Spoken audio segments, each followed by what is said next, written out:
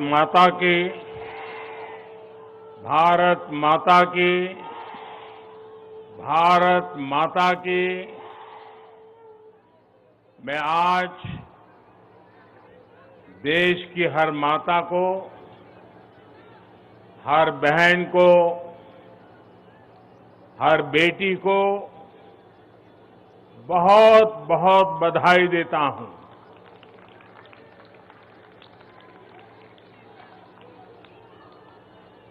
कल और परसों 20 और 21 सितंबर को हम सबने एक नया इतिहास बनते देखा है और हम सबका सौभाग्य है कि इतिहास बनाने का अवसर कोटि कोटि जनों ने हमें दिया है। आने वाली अनेकों पीढ़ियों तक इस निर्णय की चर्चा होगी, इस दिवस की चर्चा होगी। मैं पूरे देश को नारी शक्ति वंदन अधिनियम संसद के दोनों सदनों में और भारी बहुमत से और राज्यसभा में तो सर्वसम्मति से पास होने की बहुत बहुत बधाई देता हूं। पार्टी के राष्ट्रीय अध्यक्ष श्री जेपी नड्डा जी, अन्य सभी वरिष्ठ साथी और आज मैं देश की माताओं बहनों को भी यहां दूर से प्रणाम करता हूं। कभी कभी किसी निर्णय में देश के भाग्य को बदलने की क्षमता होती है और आज हम सभी ऐसे ही एक निर्णय के साक्षी बने हैं। संसद के दोनों सदनों द्वारा नारी शक्ति वंदन अधिनियम रिकॉर्ड मतों से पारित किया जा चुका है। जिस बात को देश को पिछले कई दशकों से इंतजार था, वो सपना अब सच हुआ है। ये पूरे देश के लिए बहुत ही खास समय है। ये भाजपा के हर एक कार्यकर्ता के लिए भी बेहद खास दिन है। आज हर नारी का आत्मविश्वास, हर नारी का आत्मविश्वास आसमान छू रहा है। पूरे देश की माताएं, बहनें और बेटियां आज खुशी मना रही हैं, हम सबको आशीर्वाद दे रही है। साथियों, कोटि कोटि माताओं बहनों के सपने को पूरा करने का सौभाग्य हमारी भाजपा सरकार को मिला है और इसलिए राष्ट्र को सर्वप्रथम मानकर चलने वाली पार्टी के रूप में, भाजपा कार्यकर्ता के रूप में, मैं एक जिम्मेदार नागरिक के रूप में, ये हमारे लिए बहुत बड़ा दिन होने का गर्व अनुभव कर रहे हैं। नारी शक्ति वंदन अधिनियम ये कोई सामान्य कानून नहीं है। ये नए भारत की नई लोकतांत्रिक प्रतिबद्धता का उद्घोष है। ये अमृतकाल में सबका प्रयास से विकसित भारत के निर्माण की तरफ बहुत बड़ा, बहुत मजबूत कदम है। महिलाओं का जीवन स्तर सुधारने के लिए, क्वालिटी ऑफ लाइफ बेहतर करने के लिए विमेन लेड डेवलपमेंट का नया युग देश में लाने की जो गारंटी मोदी ने दी थी, ये उसका प्रत्यक्ष प्रमाण है। मेरे देश की हर माता, बहन और बेटी को नारी शक्ति वंदन अधिनियम के लिए मैं फिर से बहुत बहुत बधाई देता हूं। मेरे परिवारजनों, लोकतंत्र में महिलाओं के लिए इस कानून से बीजेपी महिलाओं की भागीदारी से के लिए 3 दशक से प्रयास कर रही थी। यह हमारा कमिटमेंट था और आज हमने उसे पूरा कर दिया है।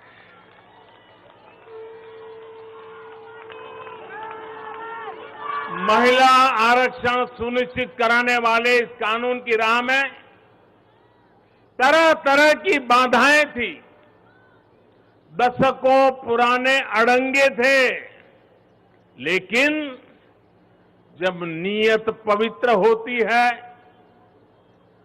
प्रयासों में पारदर्शिता होती है, तो परेशानियों को पार करके भी परिणाम लाती है।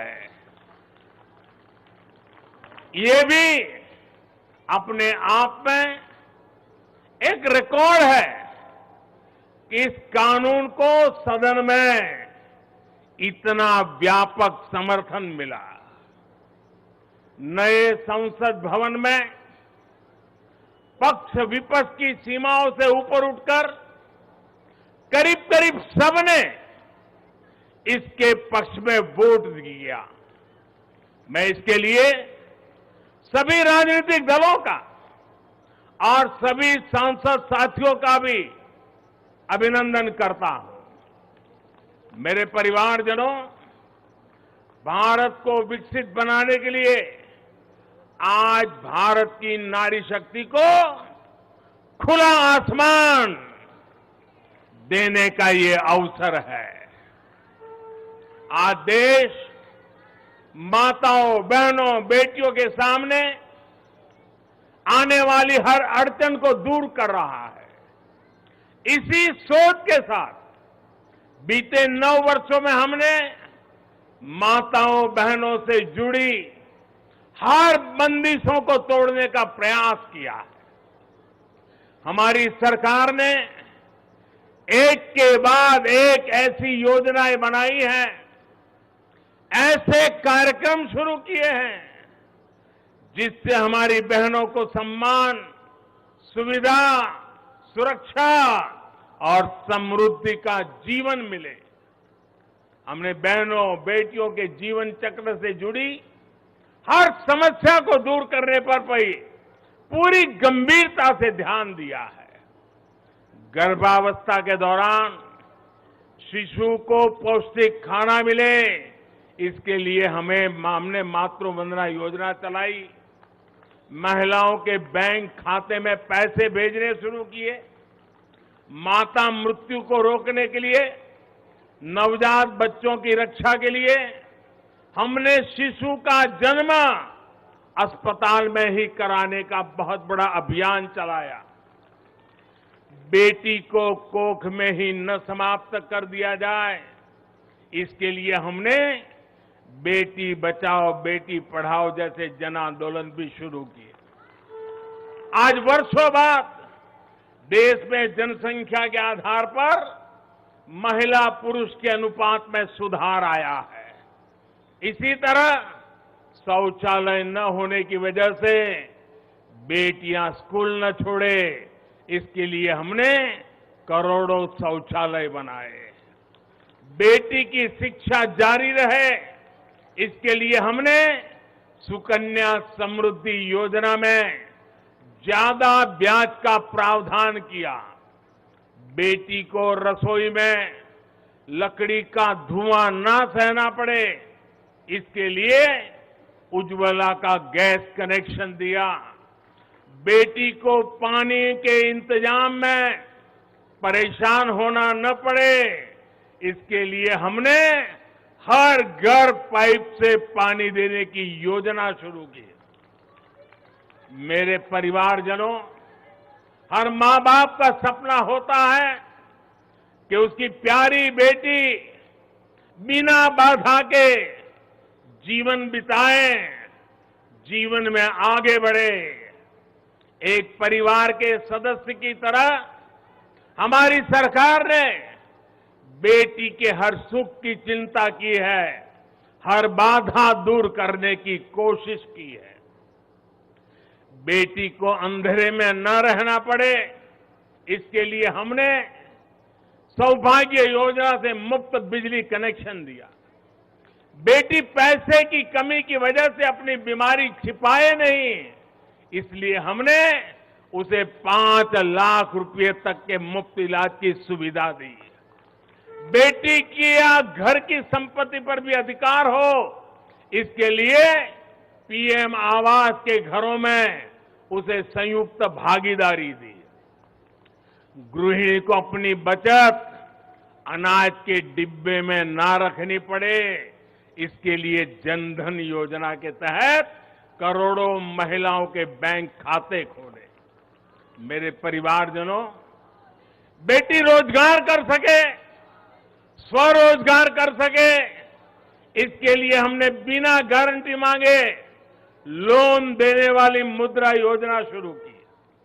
वो मां बनने के बाद भी अपनी नौकरी जारी रख सके, इसके लिए हमने मातृत्व अवकाश में वृद्धि की। बेटी अगर सैनिक स्कूल जाना चाहती है तो उसके लिए हमने सैनिक स्कूल के द्वार खोल दिए। बेटी अगर सेना में अफसर बनना चाहती है तो हमने तीनों सेनाओं में बेटियों के लिए नए रास्ते बना दिए। गांव की बहनों को कमाई के अवसर मिले, इसके लिए हमने 9 करोड़ से ज्यादा बहनों तक सेल्फ हेल्प ग्रुप का विस्तार किया और उन्हें मिलने वाली सहायता को भी बढ़ाया। इस साल लाल किले से मैंने देश में 2 करोड़ लखपति दीदी बनाने और सेल्फ हेल्प ग्रुप की महिलाओं को ड्रोन देने की योजना का भी ऐलान किया है। साथियों, सामाजिक स्तर पर भी 3 तलाक जैसी जिन कुरीतियों के कारण महिलाओं पर अत्याचार होते थे, हमने कानून बनाकर उन्हें रोका है। हमारी करोड़ों मुस्लिम बहनों को आज 3 तलाक की अमानवीय प्रथा से सुरक्षा मिली है। वो महिलाएं भी अब अपने अधिकारों के लिए आगे आ रही है। मेरे प्यारे परिवारजन, महिला आरक्षण के लिए इतने दशकों से कोशिश तो हो रही थी, लेकिन मैं आपसे जानना चाहता हूं, 3 दशक से बात हो रही थी, नहीं हो पा रहा था। आज ये संभव हुआ है। मैं जरा आपसे पूछना चाहता हूं, ये संभव कैसे हो पाया? ये कैसे संभव हो पाया? ये कैसे संभव हो पाया?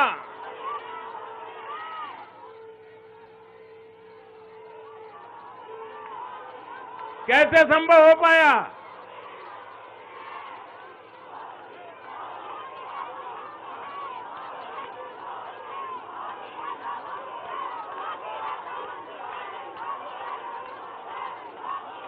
अब मैं आपके जवाब को जरा ठीक करता हूं।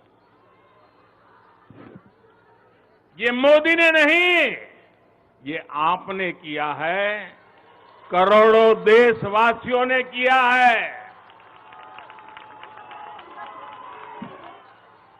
और ये कैसे किया है? उसका एक सबसे बड़ा कारण है देश की जनता ने, देश के मतदाताओं ने, विशेष करके मेरी माताओं बहनों ने वोट देकर के एक पूर्ण बहुमत वाली मजबूत और स्थिर बनाई सरकार बनाई। और उसी का कारण है आपने जो सरकार को मजबूती दी, आपने जो सरकार को बहुमत दिया, उसी की ताकत है कि आज ये सरकार फैसले भी ले पा रही है और संसद में जाकर के 30 साल से लटके हुए काम को भी पूरा कर पा रही है। और इसलिए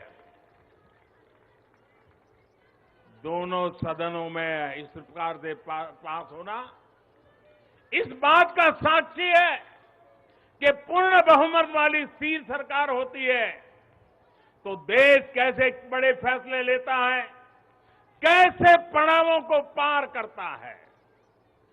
जब देश में पूर्ण बहुमत वाली सरकार आई तो इतना बड़ा काम हो पाया। हमने महिला हित में हर स्तर पर फैसले लिए, किसी के राजनीतिक स्वार्थ को महिला आरक्षण के सामने दीवार नहीं बनने दिया।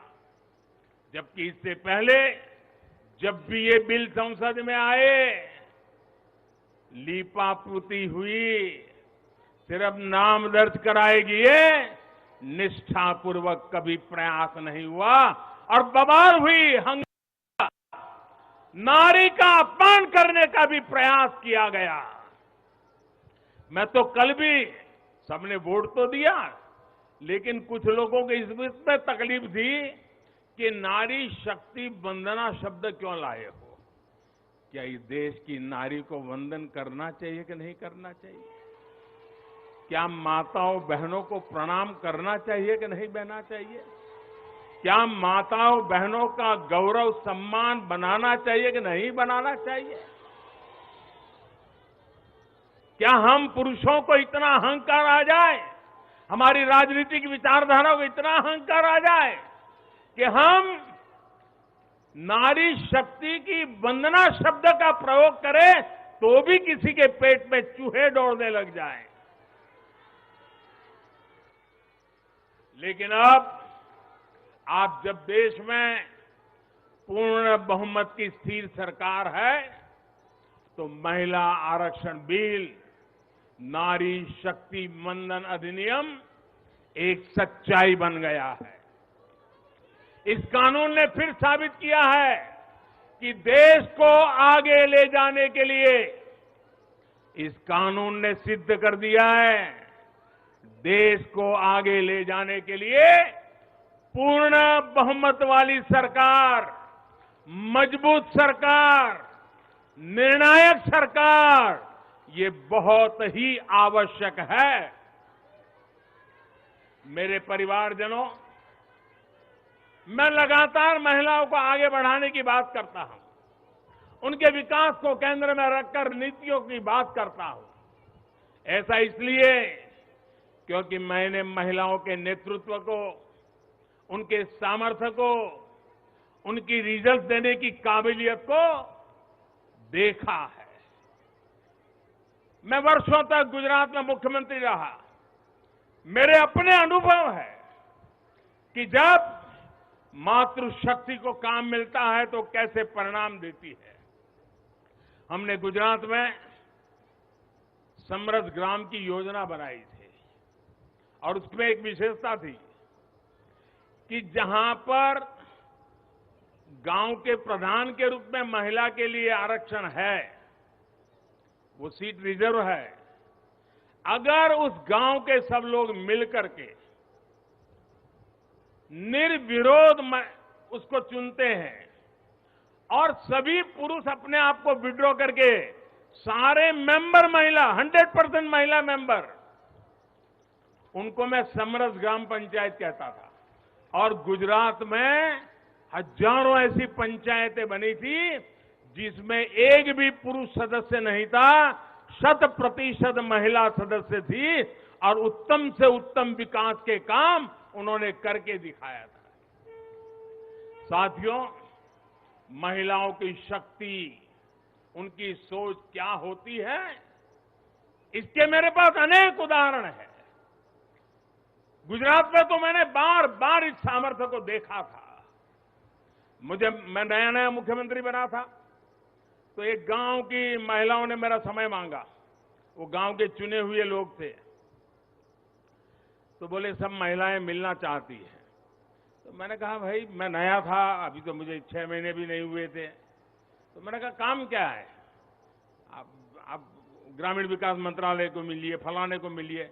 नहीं बोले साहब उनका तो आग्रह है, वो आपको मिलना चाहते हैं।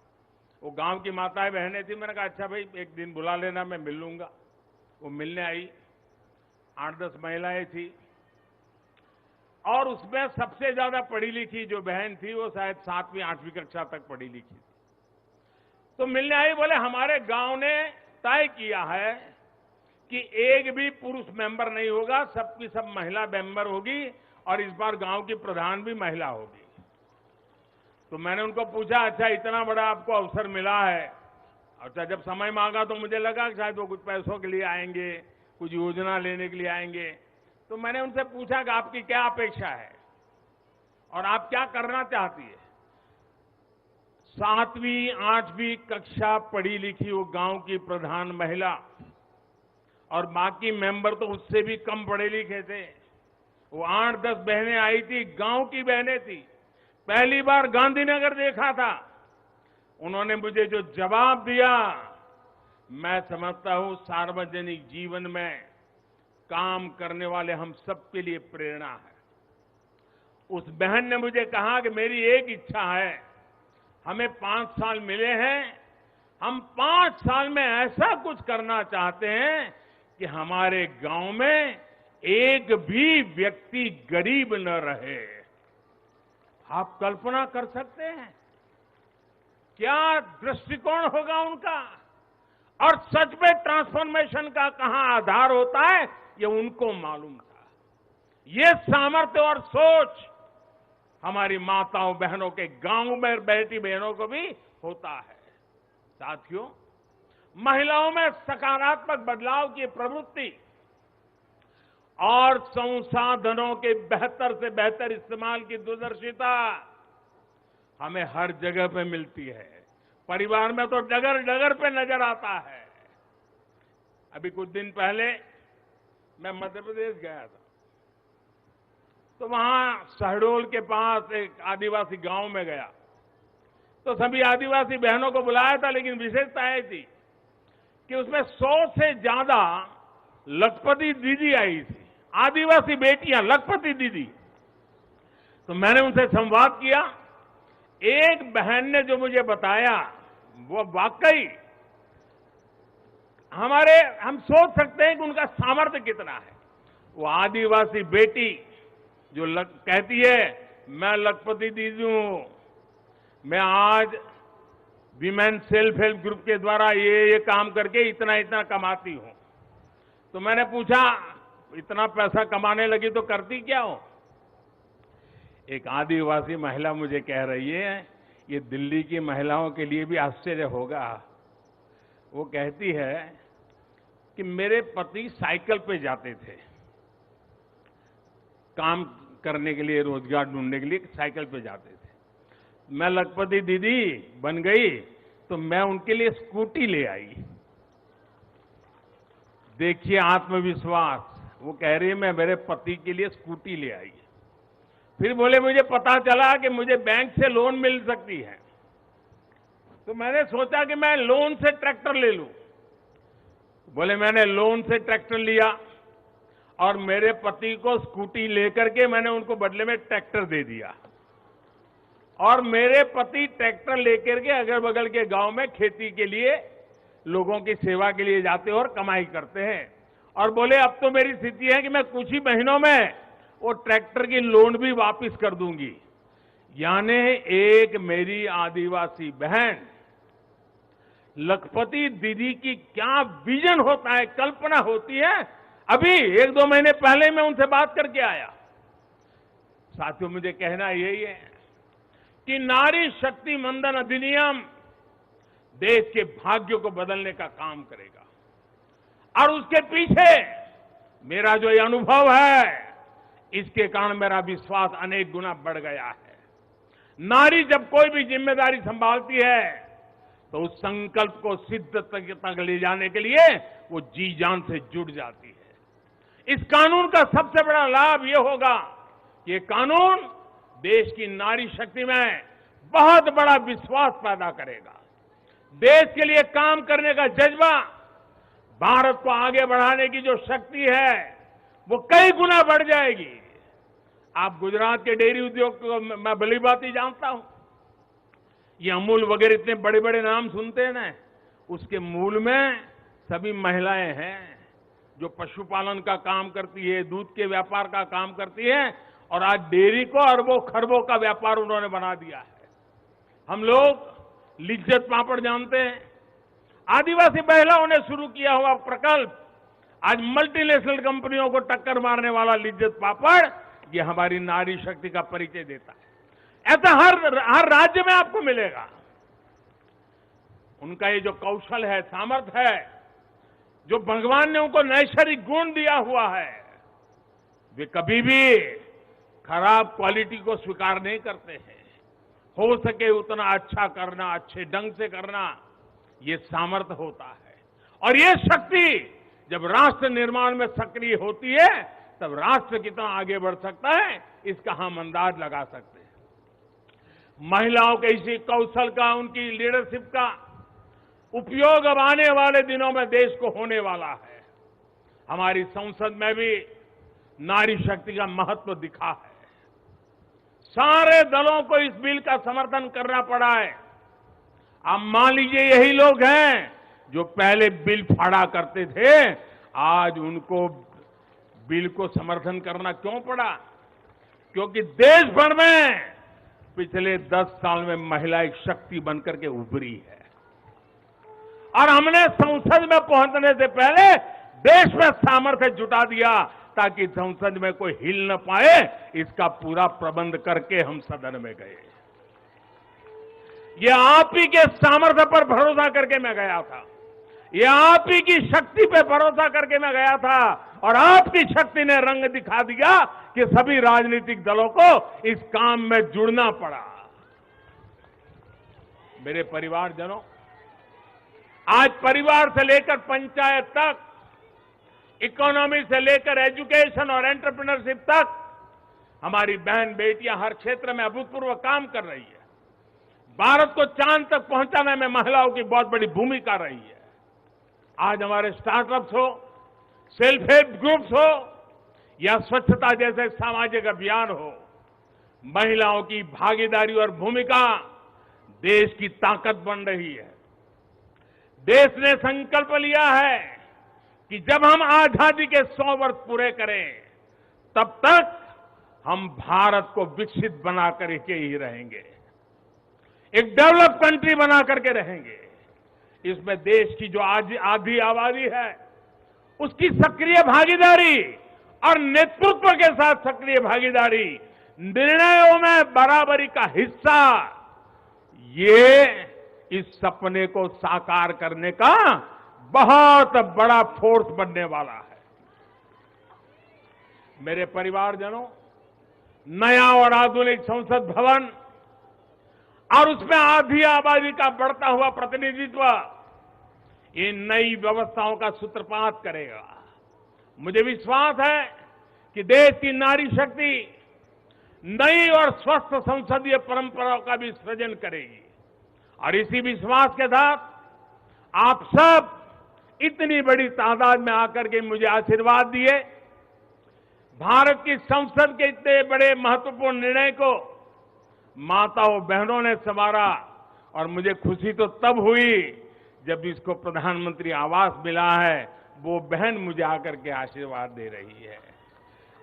जिसको उज्ज्वला का गैस मिला है, वो झुग्गी झोपड़ी में जिंदगी गुजारा कर चुकी बहन मुझे आशीर्वाद दे रही है, तब मेरा पक्का विश्वास और मजबूत हो जाता है और इसलिए मैं फिर एक बार आप सबको अनेक शुभकामनाएं देता हूं। ये नारी शक्ति वंदन अधिनियम, उसको गांव गांव घर घर पहुंचाना हम सबका दायित्व है और इस सामर्थ्य को और तेजी से आगे बढ़ाएं। इसी एक अपेक्षा के साथ सभी माताओं बहनों को प्रणाम करते हुए मेरी वाणी को विराम देता हूं। मेरे साथ पूरी शक्ति से बोलिए, भारत माता की। आवाज पूरी दिल्ली में गूंजनी चाहिए, भारत माता की, भारत माता की, भारत माता की। बहुत बहुत धन्यवाद।